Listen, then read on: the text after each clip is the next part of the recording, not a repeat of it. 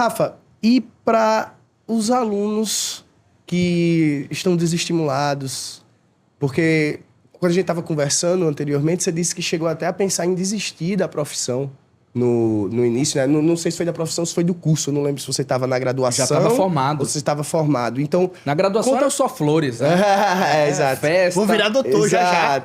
Então, quando você passou por essa fase, em que momento de vida você estava e o que fez você não desistir?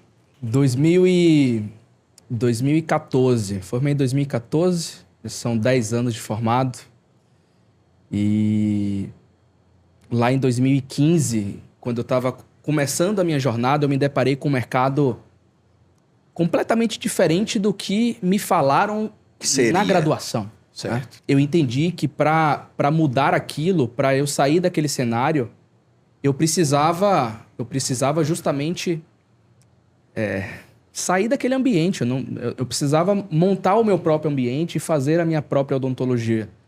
Porque o fato da gente atender em condições que a gente não acredita, a gente acaba fazendo odontologia só por fazer. Um dia é só mais um. A gente não acorda com aquele tesão para poder exercer o nosso trabalho. E eu já não estava exercendo a odontologia como eu desejava exercer, né? Lá no início da minha jornada. E foi por esse motivo que eu saí e fiz a transição dessa clínica para montar o meu próprio consultório. E eu não tinha grana para montar meu próprio consultório. Eu tinha um carro, eu tinha um Gol G5 na época, um Gol G5 vermelho, e eu refinanciei o meu carro para poder construir a minha clínica. Igualzinho a minha, Rafael. E engraçado que para passar a tubulação do consultório, a gente quebrou o consultório e reaproveitou todo o piso ao redor para poder não ter que trocar o piso do consultório. Eu peguei um consultório, uma sala comercial alugada e montei o consultório odontológico com o dinheiro que eu tinha.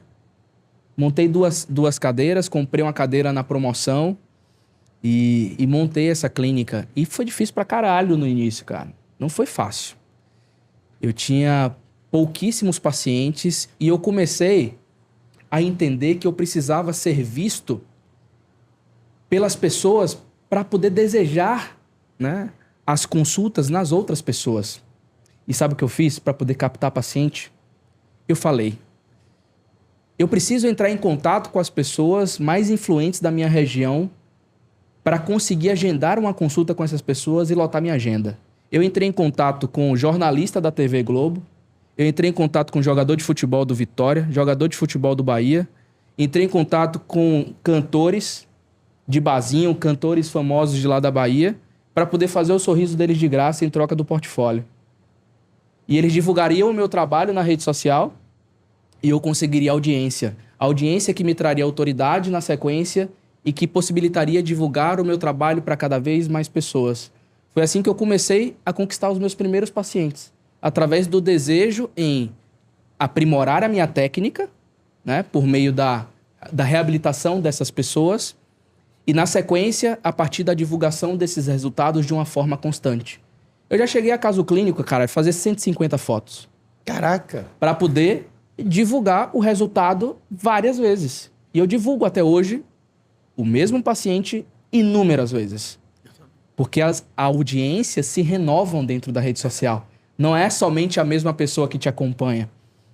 E eu pude fazer essas transformações, atrair novos pacientes e fazer novas transformações a cada paciente executado. E a gente tem um mantra na Optical, que é o seguinte: cada paciente é um potencial divulgador dos seus resultados para atrair novos pacientes. Um paciente nunca é só um paciente. Um paciente é um potencial divulgador do seu trabalho para que você lote a sua agenda. E não que, de fato, lotar a agenda seja algo incrível. Hoje eu tenho a plena convicção que não. Eu preciso ter tempo para poder me aprimorar tecnicamente, estudar, me aprimorar em conteúdos além da odontologia, entender de negócio, gerir o meu negócio, gerir minha equipe, treinar o meu time. E eu preciso de tempo na agenda para isso. Cuidar das minhas filhas, da minha família, curtir um tempo com elas. E eu sei que ter uma agenda completa não é interessante também de forma conjunta. Mas ter uma agenda incompleta é ainda pior, né? E eu fiz isso e, assim, foi transformador na minha vida, porque eu comecei a ser reconhecido pelo dentista que atendia famoso lá em Salvador. E ninguém sabia que todos os tratamentos eram de graça, né? Mas eu entendi que fazia parte do processo. E o processo era fazer o melhor que eu tinha Nas condições que você nas condições que eu tinha naquele antes momento. de fazer com condições Melhor ainda, melhores né? ainda. Perfeito. Exatamente, Rafa. Perfeito, perfeito. Eu fiz muito isso em amigos, Rafael. É, também. Pegava amigos ali, eram estudantes e eu ajudava eles, que eu me formei muito novo. Aí depois eles, já com o dinheiro, graças a Deus, vem traz a mãe, traz o pai. Ó, Tem aquela meu sua, pai- aquela sua paciente que era estudante de medicina, não tinha, né? Eram uns... Faltavam alguns elementos. Eu tive um grande amigo que ele fazia faculdade de medicina, ele não tinha um canino, cara. Imagina só, pessoa ser um canino na faculdade. E aí eu, começando em implantodontia, botei o canino dele, fiz ali um tratamento estético e não cobrei nada. Aí depois ele já bem resolvido, ele chegou com o pai, com a mãe e tudo. Ó, não tem nenhum dente na boca aí, pode botar tudinho aí, bota tudo implantado aí agora, você pode cobrar à vontade. Mas aí eu não tinha caso. Eu queria ter caso, eu queria ajudar as pessoas. E aí, igualmente unir a a você, útil ao agradável. duas histórias assim, parecem muito com as nossas, de verdade.